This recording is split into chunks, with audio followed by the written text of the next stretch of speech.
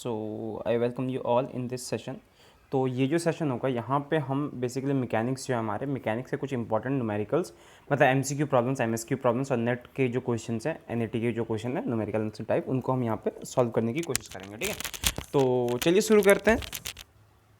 देखिए पहला क्वेश्चन जो आपके पास, a particle is thrown at an angle of 30 degree. कोई पार्टिकल है जिसको आपने 30 डिग्री एंगल पे जो है थ्रो किया हुआ है with the horizontal with the speed of u that is equal to 10 metre per second. The floor is considered frictionless and e की वैल्यू जो है e is given as 1/2। The total time it takes for the ball to begin sliding is equal to, मतलब how much second. Basically देखो question ये कह रहा है कि आपने क्या करा, किसी बॉल को ना किसी एंगल से आपने प्रोजेक्ट किया। देखो ध्यान से, आप क्या कर रहे हो, किसी बॉल को किसी एक पर्टिकुलर एंगल से प्रोजेक्ट कर रहे हो। मान लो कि ये जो है एंगल थीटा है, ठीक है, इससे प्रोजेक्ट किया, फिर ये क्या हुआ, गिर गया जाके, ठीक है, ये फॉल हुआ। फॉल होने के बाद क्या हो रहा है, थोड़ा ध्यान से देखना, फॉल होने के बाद क्या हो रहा है, ये फिर मतलब इसका जो आपका दिया हुआ कोफिशिएंट ऑफ रेस्टिट्यूशन, राइट, कि कोफिशिएंट जो मतलब फ्रिक्शनलेस है और कोफिशिएंट ऑफ रेस्टिट्यूशन जो है आपका ई जो है दैट इज गिवन एज 1/2। तो आपसे यहाँ पे पूछा गया है कि the total time it takes, मतलब कितने टाइम के बाद ये बॉल, जैसे देखो अब कोफिशिएंट ऑफ रेस्टिट्यूशन इसका मतलब क्या हो गया कि ये कुछ इस तरह से धीरे धीरे इसका ये जो होगा कम होता जाएगा और एक टाइम के बाद क्या होगा, ये आपका स्लाइड करने लग जाएगा। तो आपसे पूछा आफ्टर हाउ मच टाइम, कितने टाइम के बाद ये जो होगा ये स्लाइड होना स्टार्ट हो जाएगा, मतलब अब ये जंप नहीं करेगा। ठीक है, तो ये थीटा है। तो चलो हम क्या करते हैं, यहाँ पे थोड़ा ध्यान से देखना, हम कोलिजन का एक डायग्राम बनाते हैं। मतलब एक कोलिजन हम यहाँ पे मानते हैं कि ये कोलाइड हुआ और ये कोलाइड होकर ये ऐसे चला गया। तो हम मान लेते हैं कि this angle is theta, correct, and this angle is five, correct है। ये एंगल अगर थीटा तो ये वाला एंगल फाइव, मान लेते हैं कि ये फाइव है मेरा, ठीक है।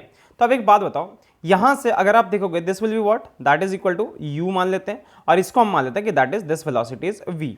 अगर ये u है तो इसका कॉस कंपोनेंट क्या हो जाएगा, that will be equal to, इसकी अगर बात करें this is equal to basically u cos theta, और इसका ये वाला जो कंपोनेंट हो गया that is u sin theta, correct है। This part is okay. Similarly वैसे v का भी हम करेंगे, ये वाला पार्ट आपका क्या हो जाएगा, that is v sin theta, v sin five sorry, और ये वाला जो टर्म आपका हो गया that is v cos five. ये चीज हो गई आपकी cos फाइव, ठीक है, ध्यान रखना इस चीज का। Okay fine. अब देखो अगर आप यहां पे देखोगे तो इसमें इस डायरेक्शन की अगर बात करें तो यहां पे तो कुछ भी नहीं हो रहा ना। मतलब क्या है कि अगर मैं इसको ऐसे लिखूं कि जो भी आपका मोमेंटम का जो भी खेल होगा वो वाई डायरेक्शन होगा, ये पूरा पार्ट जो आपका कंजर्व रहने वाला है इसका, क्योंकि जो भी देखो याद रखना इस चीज को, एक्स डायरेक्शन में आपका ना तो कोई फोर्स होता ना ही कोई एक्सेलरेशन होता है, ये सारी चीजें आपकी जीरो होती है। एक्स डायरेक्शन में a is basically equal to zero, y direction में जो होता है दिस इज नॉन जीरो होता है, राइट। ओके, सो इसका मतलब क्या होगा कि मेरा जो भी लगेगा वो कॉस्ट मतलब जो मेरा होगा वो इस डायरेक्शन में लगेगा। इसका मतलब क्या हो गया, अगर मैं कोफिशिएंट ऑफ रेस्टिट्यूशन की बात करता हूं, कोफिशिएंट ऑफ रेस्टिट्यूशन मेरा कहां से डिफाइन होगा, velocity of separation divided by velocity of approach, v sin five divided by u sin theta. कि मतलब इसका जो इस डायरेक्शन में जो कंपोनेंट है, एक का v sin फाइव और एक का हो गया v cos sorry u sin theta. So ये आपने कर लिया। ओके, दूसरी चीज आपकी क्या होगी कि v cos फाइव, थोड़ा ध्यान से देखना, यहां से एक चीज और आप कह सकते हो क्या कि v cos फाइव, तेरा देखना v cos five that is equal to u sin five, क्योंकि इसमें तो कोई चेंज आना नहीं है, v cos थीटा, इसमें तो कोई चेंज आना नहीं है, ये चीज तो आपकी कांस्टेंट ही रहेगी।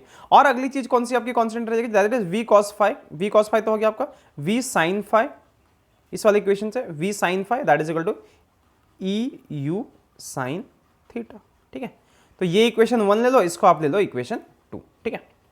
अब देखो अब निकालते हैं यहां से, अपने को पता है एक चीज पता होती है कि टाइम ऑफ फ्लाइट क्या होता है। सो time of flight T prime, मतलब इस वाले का टाइम ऑफ फ्लाइट, यहां से अब ये जो जाएगा तो इसका टाइम ऑफ फ्लाइट कुछ होगा। सो टाइम ऑफ फ्लाइट क्या होता है, फॉर्मूला क्या होता है, टी मतलब 2v sin theta divided by g, 2u sin theta by g, यहाँ पे u की जगह पे हम v यूज कर रहे हैं।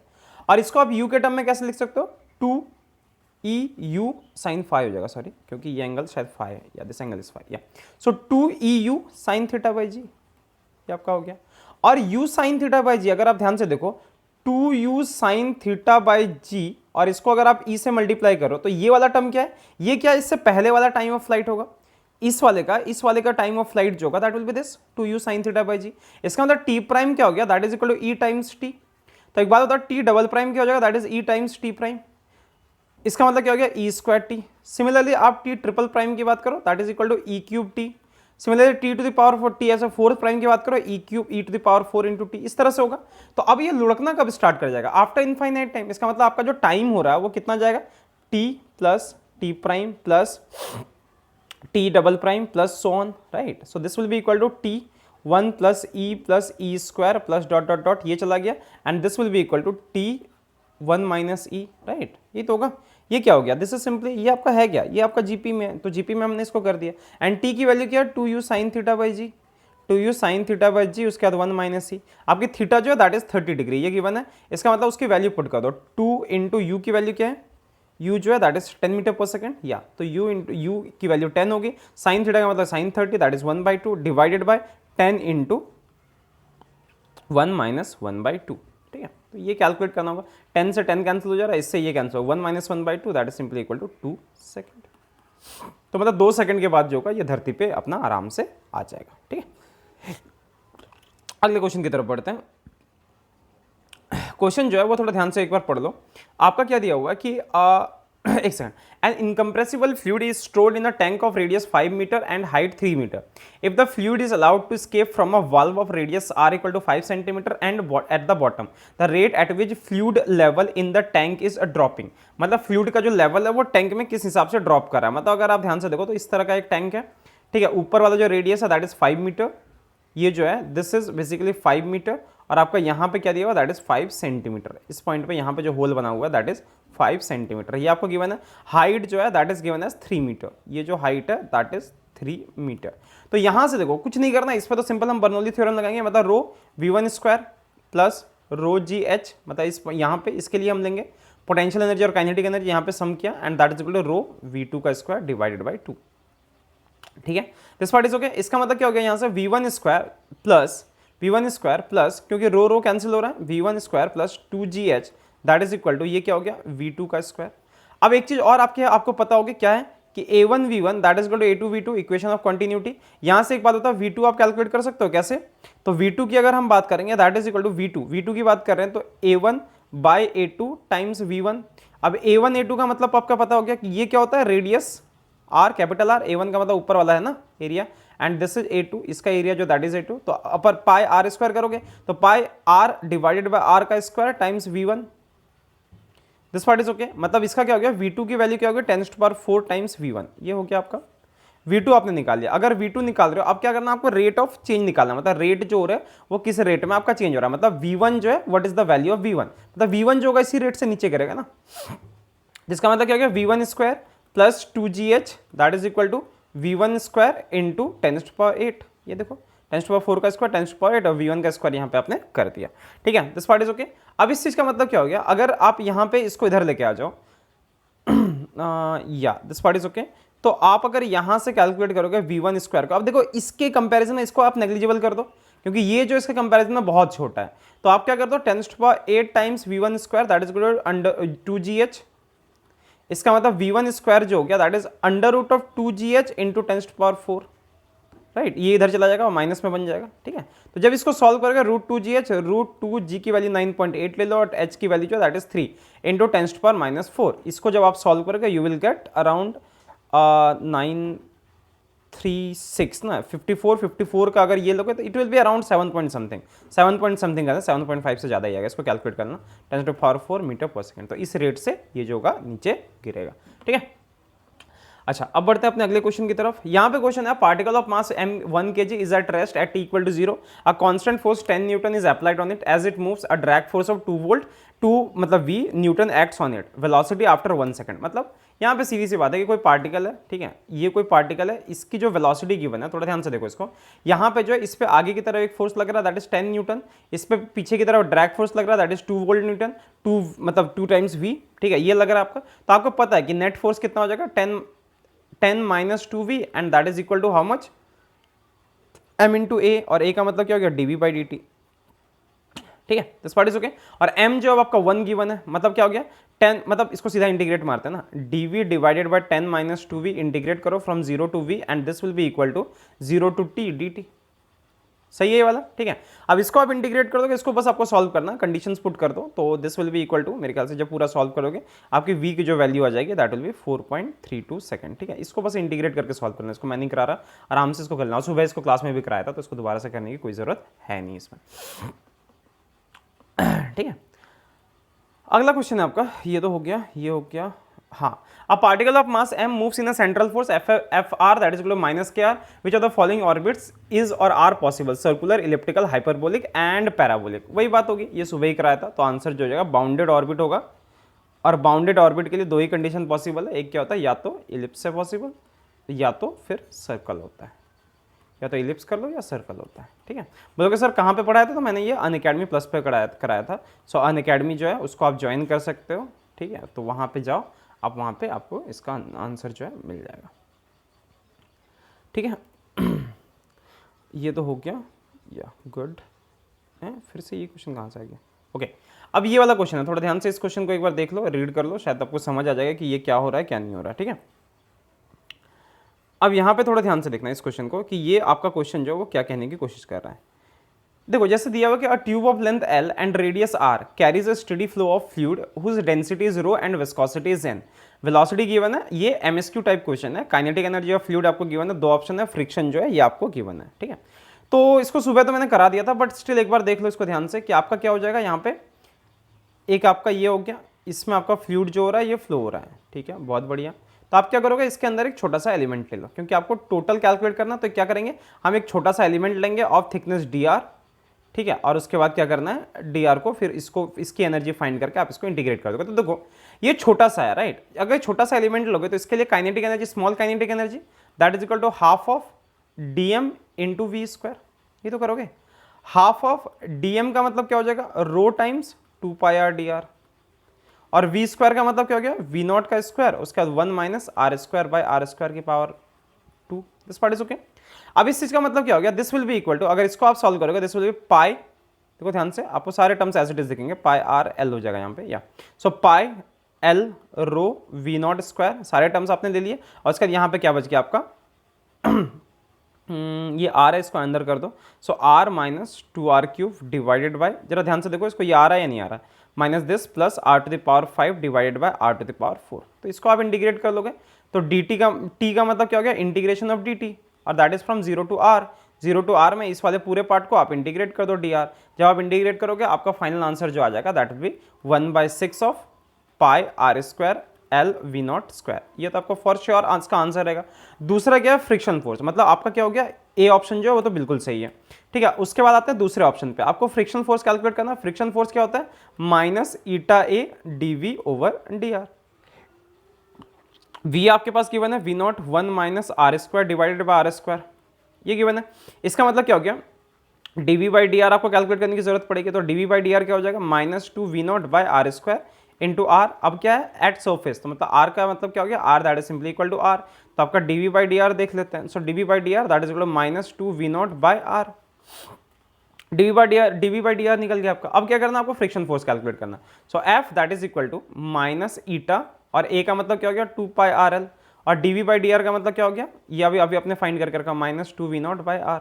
इसका मतलब सीधा आंसर आ जाएगा 4 pi eta v naught times l. ये आपका डायरेक्ट आंसर हो गया। ठीक है, अगले क्वेश्चन की तरफ बढ़ते हैं। ये थोड़ा इजी सा क्वेश्चन है, शायद आराम से ही हो जाएगा ये वाला क्वेश्चन। देखो ध्यान से, इस जो ऊपर वाला सेक्शन है, ये जो आपको दिख रहा है सबसे ऊपर वाला, इसका जो मास है ये भी m है। इसको डायग्राम से बना देता हूँ मैं फिर से। ये देखो यहाँ पे क्या आपका सेमी स्फेरिकल है, मतलब हेमिस्फेरिकल यहाँ पे, उसके बाद ये वाला हो गया ये। ठीक है, और उसके बाद यहाँ पे भी आपका एक सेमीस्फीयर है, हेमिस्फीयर है। इन तीनों का जो सेक्शन है, इन तीनों का ही मास जो है that is m m m m, इन दोनों का, तीनों का मास गिवन है, और तीनों का रेडियस जो का ऑब्वियसली सेम होगा। तीनों का रेडियस जो है that is given as r। ठीक है, तो आपको क्या करना है, इसका moment of inertia about this axis find करना। ये जो एक्सिस है दिस इज AB, इस AB एक्सिस के अबाउट इसका मोमेंट ऑफ इनर्शिया फाइंड करना। तो आपको पता है कि जब हेमिस्फीयर था, इसके सेंटर ऑफ मास से इसका मोमेंट ऑफ इनर्शिया आपने कितना निकाला था, 2/5 ऑफ mr स्क्वायर। तो इस एक्सिस से जब फाइंड करेंगे तो क्या हो जाएगा, इसमें क्या करना पड़ेगा, mr स्क्वायर को ऐड करना पड़ेगा।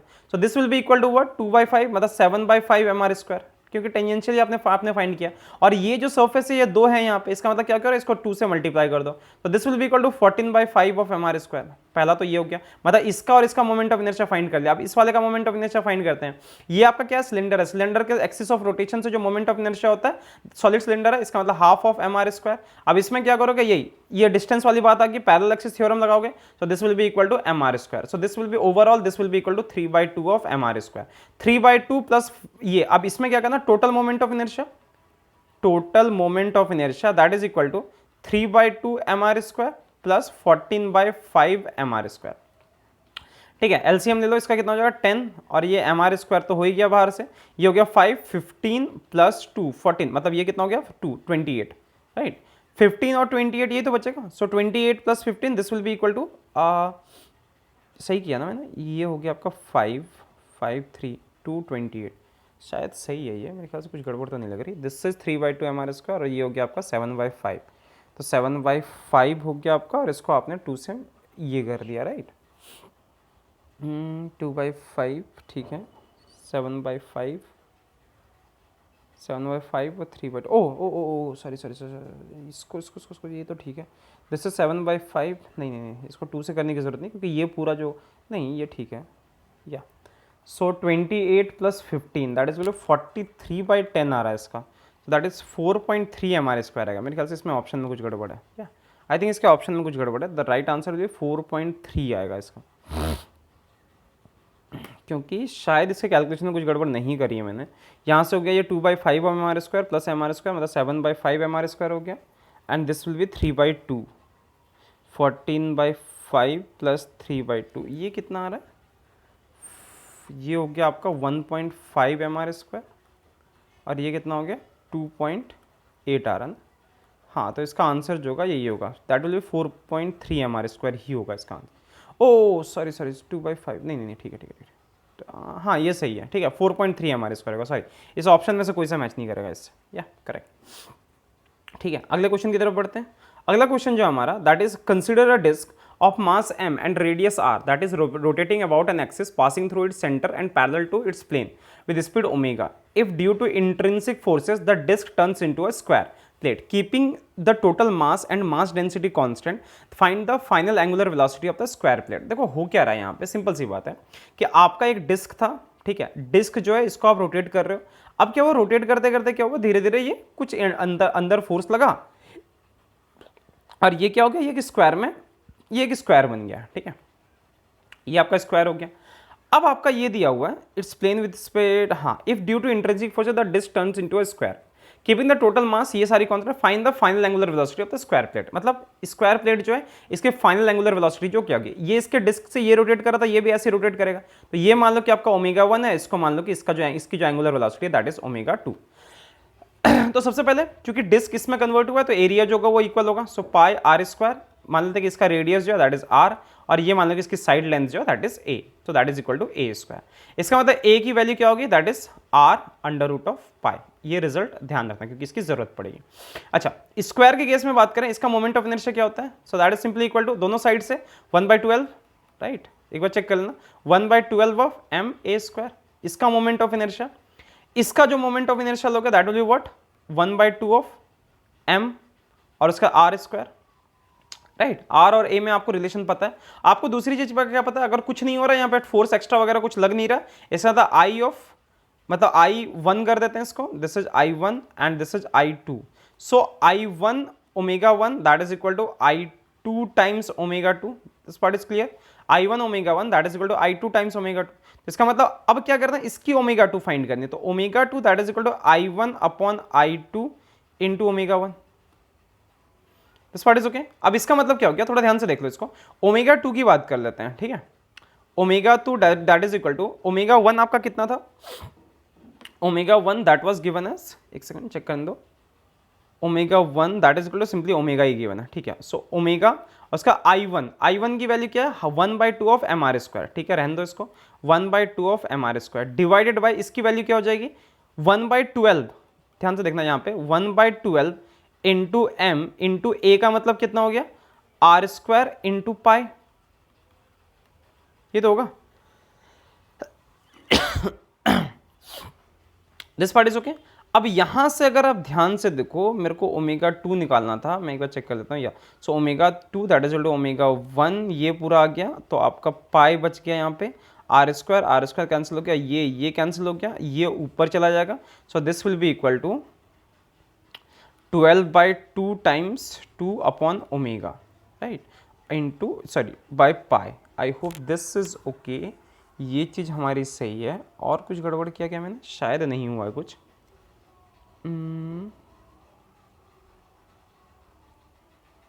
Passing through its center and parallel to its plane, center से जा रहा और इसके प्लेन के पैरेलल है। हाँ, तो अगर इसके प्लेन के पैरेलल है इन दैट केस या परफेक्ट है। So this will be equal to 1/4, ये जो मोमेंट ऑफ इनर्शिया हो जाएगा 1/4 हो जाएगा। सो 1/4 जब आप कर दोगे तो यहाँ से 4 ये हो गया, तो this is 3, so this will be equal to 3 omega by pi. ठीक है, मोमेंट ऑफ इनर्शिया लेने में मैंने गड़बड़ करी थी। मोमेंट ऑफ इनर्शिया इसका जो था सर्कल का about this axis, this is equal to 1/4 of mr² होता है। ठीक है, और इसका तो मैंने सही लिखा था 1/12 ऑफ mr², अगर ऐसे सेंटर से ऐसे पास है या this part is okay everyone. ठीक है, तो यहाँ से याद रखना सेंटर ऑफ मास जो है ये ऐसा सा है, लेकिन ये इसके सेंटर से ऐसे पास हो रहा है। ठीक है, थोड़ा देख के आराम से करना। ओके, अगले क्वेश्चन की तरफ बढ़ते हैं। कंसीडर, यहाँ पे क्वेश्चन दिया हुआ है कि consider a person standing at the centre of a disc rotating with omega that is equal to 2k radian per second if the velocity of a particle at r equal to 2r, ठीक है, velocity of a particle at r is given as 2r is मतलब r equal to 2r, इस पे given है v that is equal to -4 theta cap meter per second, the angle made by instantaneous acceleration vector with radial acceleration, मतलब acceleration vector जो है वो radial acceleration के साथ जो है मतलब टेंजेंशियल वेक्टर ये जो है उसके साथ कितना एंगल बना रहा है, राइट। तो ये आपसे पूछा है। तो सबसे पहले यहाँ पे एक बार क्वेश्चन रीड कर लें तो या परफेक्ट। सो देखो अब यहां से अगर हम बात करें, मैं फोर्स की बात कर लेता हूं। ठीक है, तो what is the net force? Net force इस पे क्या एक्ट करेगा, मतलब यहां पे क्या होगा, सेंटर मतलब सेंट्रीपिटल और कोरियोलिस फोर्स दोनों ही आएगा, ओमेगा आर आर कैप, क्योंकि मूव कर रहा है वहां पे और आपका डिस्क जो हो रहा है वो भी रोटेट कर रहा है। इस पार्ट इज क्लियर। इसका मतलब क्या हो गया, m हो गया यहाँ पे, this will be what, omega की वैल्यू 2 गिवन है, 2 का स्क्वायर, r का मतलब तो आपका r गिवन ही है, मतलब r जो है that is 2r plus v की वैल्यू जो आपको गिवन थी। ठीक है, v जो है एक बार चेक कर लो, v इज -4, तो -4 थीटा। ठीक है, -4 इंटू थीटा कैप, और ये वाला क्या हो जाएगा, ओमेगा की जो डायरेक्शन है that is in k cap. सही है, शायद मैंने सही करा है या। सो r का तो r कैप ही रह गया आपका, इसका मतलब क्या हो गया, m इंटू ये वाला क्या हो गया 8r cap, right, and plus ये कितना हो गया, देखो ध्यान से, माइनस में ये कितना हो जाएगा 16, और theta cap into k cap that is simply equal to theta into k. Theta into k क्या हो गया, आर थीटा के, तो this will be simply r cap. इसका मतलब क्या हो गया, एफ की जो डायरेक्शन होगी that is -m into -8r cap. This part is okay. ठीक है, अब यहां से आप अगर ए की बात करें तो a is simply f net, मतलब total f divided by mass. So mass से मास कैंसिल हो जाएगा, this will be equal to, sorry एक जगह माइनस होगा ना, so this will be equal to -8r, right.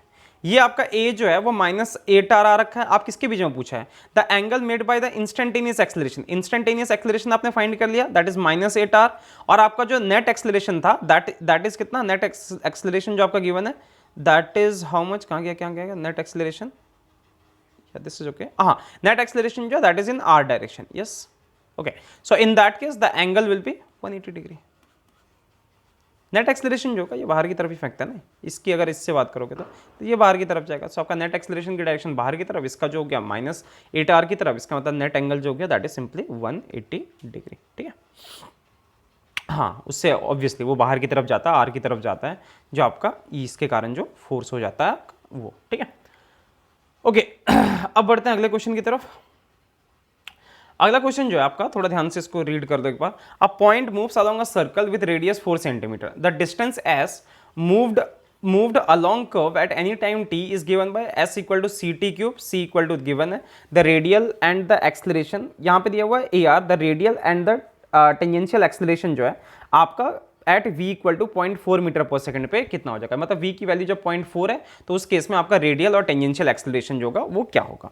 तो लेट्स टॉक अबाउट vt। अगर हम vt की बात करें, so what is the value of vt, so vt is simply ds over dt, tangential velocity, so this will be equal to 0.4 metre पर second, ये आपका given है, ध्यान रखना ये चीज आपकी गिवन है। अच्छा, अब मैं s की बात करता हूं, s कितना गिवन है, ct क्यूब, इसका मतलब v टेंजेंशियल वेलोसिटी कितनी हो जाएगी, दैट इज 3ct²। अब यहां पे बताओ किसकी वैल्यू आपको नहीं पता है, तो c की वैल्यू आपको पता है that is 0.3, yes 0.3, okay very good. इसको सेंटीमीटर में मीटर में कन्वर्ट कर लेते हैं इनटू t का स्क्वायर। ठीक है, now at t equal to t0, अगर मैं t की वैल्यू जो है इसको मैं बता देता हूं t0, तो मेरा vt क्या हो जाएगा, that is simply equal to 0.4। t equal to t0 पे vt की जो वैल्यू है दैट इज सिंपली 0.4, राइट, अगर मैं गलत नहीं हूं तो। ठीक है, is it done, okay very good, या सो मेरा vt आ गया यहाँ पे। अब आपका क्या हो गया, दैट इज गिवन है ना, ये मतलब ये वाला part that is given simply. तो ये आपका इतना गिवन है, इसका मतलब क्या हो गया 3 इंटू 0.3 इंटू 10 की power -2 into t square that is equal to 0.4। Correct है। यहां से आप देखो टी स्क्वायर फाइंड कर सकते हो। So t square that is equal to 0.4 divided by multiplied with 10 की पावर 2 इंटू 3 इंटू 0.3।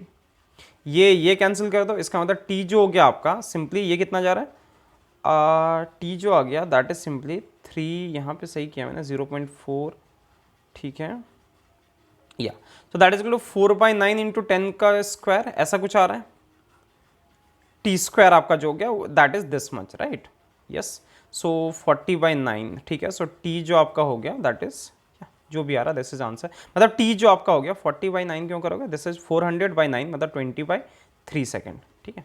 सो आपका टी यहाँ से आ गया, वेरी गुड। मतलब टी नॉट जो है ये आपका आ गया, मतलब इस वेलोसिटी पे जो आपको टाइम मिलेगा that is this much.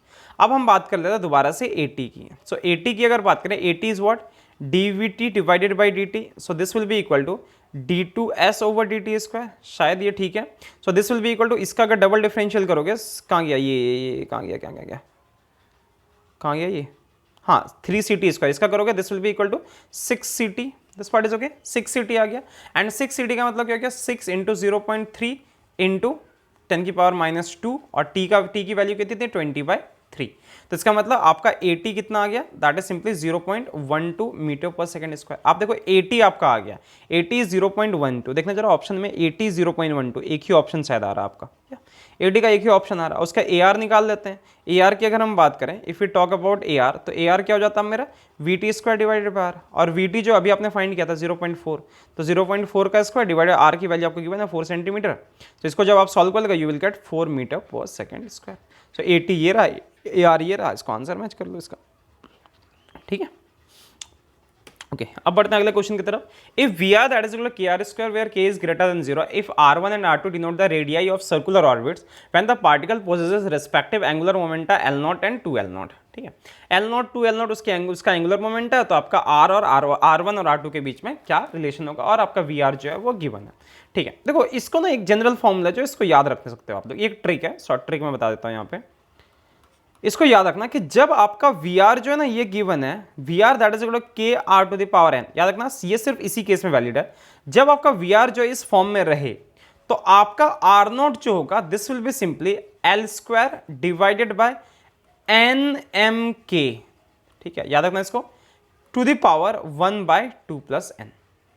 Direct formula हमेशा याद रखना। इसका मतलब अब अगर आप n की वैल्यू को इस वाले केस के लिए अगर 2 पुट करते हो तो आपका R0 जो हो जाएगा this will be directly proportional to L की पावर कितना हो जाएगा, दिस विल बी 2/3, थोड़ा ध्यान से देखना, पावर 2 है और यहां से 1 हो जाएगा, this will be simply 3, 2/3। Is this part okay, yes no शायद हाँ, this part is okay, very good. चलो अब इसका मतलब क्या हो गया, R1/R2 जो हो गया that is L0 divided by 2L0 की पावर कितना हो गया 2/3। So your answer will be, आपका यहां से ये कैंसिल हो गया, इसका मतलब R1 जो आपका हो गया, यहां से देखें अगर कि R1 की जो वैल्यू आ रही है दैट इज 2 की पावर 2/3, सॉरी R2 की जो वैल्यू आ रही है दैट इज 2 की पावर 2/3 टाइम्स R1। कुछ गड़बड़ क्यों लग रहा है मेरे को यहाँ पे, 1 + 2/n, ठीक है। सो 2 हो गया यहाँ पे, n 1/, ये शायद कुछ गड़बड़ है इसमें, क्योंकि n की जो वैल्यू है यहाँ पे, n की वैल्यू इज़ 1 ना, नहीं KR स्क्वायर है, तो n की वैल्यू 2 हो जाएगी, दिस विल बी 2/4, ये 1/2 होगा यहाँ पे, 1/4 हो जाएगा, सॉरी फॉर दिस, ये कैलकुलेशन जो मिस्टेक मेरे से हुआ है। So R1/R2 that is equal to 1/2 की पावर 1/2, इसका मतलब R1 जो हो जाएगा दैट इज इक्वल टू 2 की पावर -1/2 इंटू R2, ऐसा सा कुछ आंसर होगा इसका। सही क्या किया गया मैंने, this is 1/2 R1 that is equal to 2 की पावर दिस 2 की पावर -1/2 ना, नहीं 1/2 तो नहीं आ रहा है इसका, this won't be the answer. ये हो गया आपका R0 that is equal to L square divided by this, इसका मतलब R की जो वैल्यू होगी ये ठीक है, शायद n की वैल्यू ये आ गई 1/2 प्लस n, इसको मैं बाद में देखता हूँ, शायद मैंने कुछ इस फॉर्मूले में गड़बड़ करी। एक बार ये फॉर्मूला कोई चेक करके मेरे को बताना, तो इसका आंसर ये वाला पार्ट, इसमें मेरे को अब गड़बड़ लग रही है, शायद कुछ गड़बड़ किया मैंने इसमें। अच्छा चलो कोई नहीं, और नहीं तो फिर इसको अपने उसी तरीके से सॉल्व करना पड़ेगा, बट कोई बात नहीं। चलो आई होप ये चीज़ समझ आ गई होगी। ये क्वेश्चन तो सुबह ही कराया था, तो इसको मैं स्किप कर देता हूँ अभी के लिए, ठीक है। तो बाकी सारे क्लासेस इसको प्लीज कर लेना अपने तरीके से, ठीक है। आपको पता है कि ओमेगा जो होता है what is that, so omega that is omega naught cos lambda I cap plus sign lambda J cap, cos lambda J cap plus sign lambda के कैप, ठीक है। आप इससे आराम से कर लेना जो आ जाएगा, that will B the answer, ठीक है। तो ऐसे और क्लासेस के लिए आप अनअकैडमी ज्वाइन कर लो, ठीक है। बाकी ये सोल्यूशन हो गया। और अगर आपको क्विज अपलोड मतलब क्विज अगर आपको फ्री क्विजेस चाहिए IIT जैम के लिए, तो नीचे डिस्क्रिप्शन बॉक्स में आपको एक लिंक मिल जाएगा, तो वहाँ से आप ज्वाइन कर लो, ठीक है। सो मिलते हैं जल्दी, तब तक के लिए ta ta, take care, bye bye bye.